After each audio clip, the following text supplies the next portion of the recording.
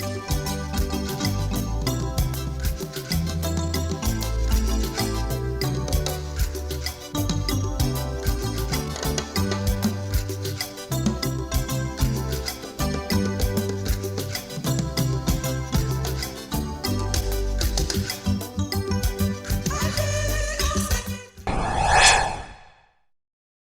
nom du Père et du Fils et du Saint-Esprit. Amen. Frères et sœurs en Christ, nous rendons grâce au Seigneur pour ce nouveau jour que sa bonté nous accorde. Que l'Esprit Saint dispose nos cœurs à l'écoute de la parole de Dieu. De l'Évangile de Jésus-Christ selon saint Marc, au chapitre 5, versets 21 à 43. En ce temps-là, Jésus regagna en barque l'autre rive, et une grande foule s'assembla autour de lui. Il était au bord de la mer. Arrive un des chefs de synagogue nommé Jaïr. Voyant Jésus, il tomba à ses pieds et le supplie instamment. Ma fille, encore si jeune, est à la dernière extrémité. Viens lui imposer les mains pour qu'elle soit sauvée et qu'elle vive. Jésus partit avec lui et la foule qui le suivait était si nombreuse qu'elle l'écrasait. Or, une femme qui avait des pertes de sang depuis 12 ans, elle avait beaucoup souffert du traitement de nombreux médecins et elle avait dépensé tous ses biens sans avoir la moindre amélioration. Au contraire, son état avait plutôt empiré. Cette femme donc, ayant appris ce qu'on disait de Jésus, vint par derrière dans la foule et toucha son vêtement.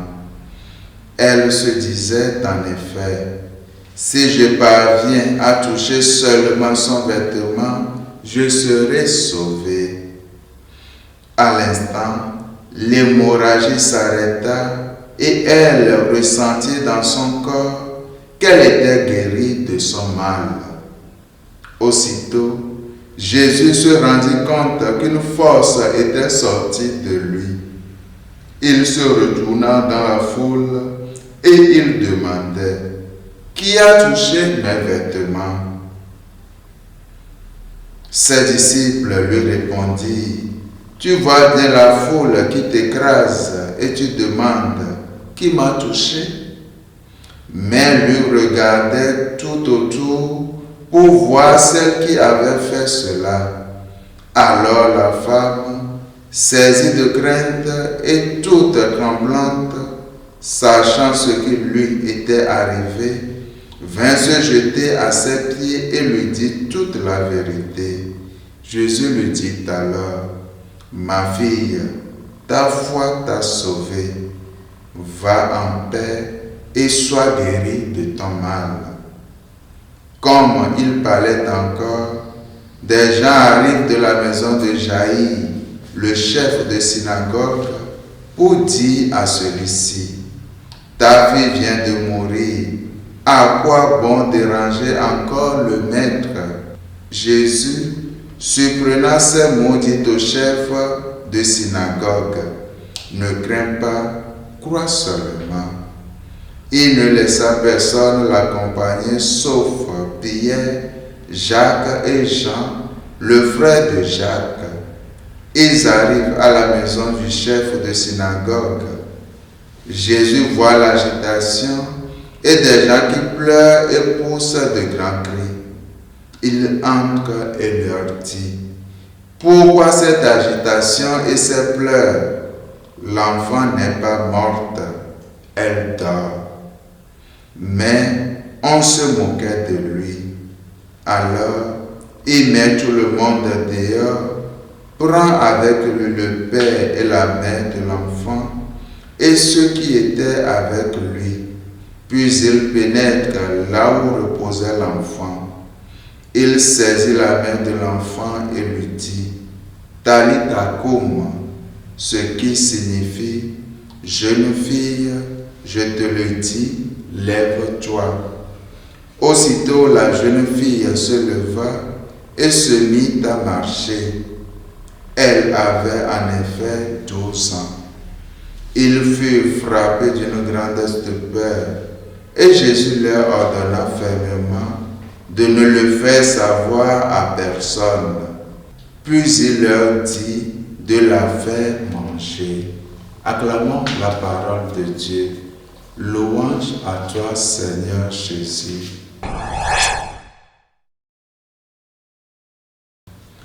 L'évangile de ce matin raconte 2 miracles de Jésus. Alors que Jésus se rend à la maison de Jaïr, qui lui a demandé de guérir sa fille, une femme affectée depuis 12 ans d'hémorragie touche son vêtement dans le désir d'être guéri. Lorsque Jésus demande qui l'a touchée, elle vient se jeter à ses pieds. Elle manifeste ainsi sa foi dans la puissance du Christ et sa confiance en son amour. Ma fille, ta foi t'a sauvée. Va en paix et sois guérie de ton mal.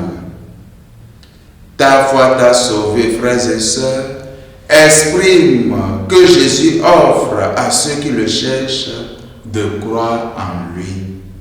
Va en paix est la parole de consolation qu'il nous laisse en héritage après sa mort et sa résurrection. Il nous donne sa paix pour nous consoler de toutes nos angoisses. Sois guéri de tout mal est le désir initial de cette femme. Ne plus souffrir d'hémorragie. En cherchant une seule guérison, elle en obtient 3. Oui, frères et sœurs, Dieu nous comble toujours au-delà de nos attentes. Que sa bénédiction nous accompagne tout au long de cette journée, au nom du Père et du Fils et du Saint-Esprit. Amen.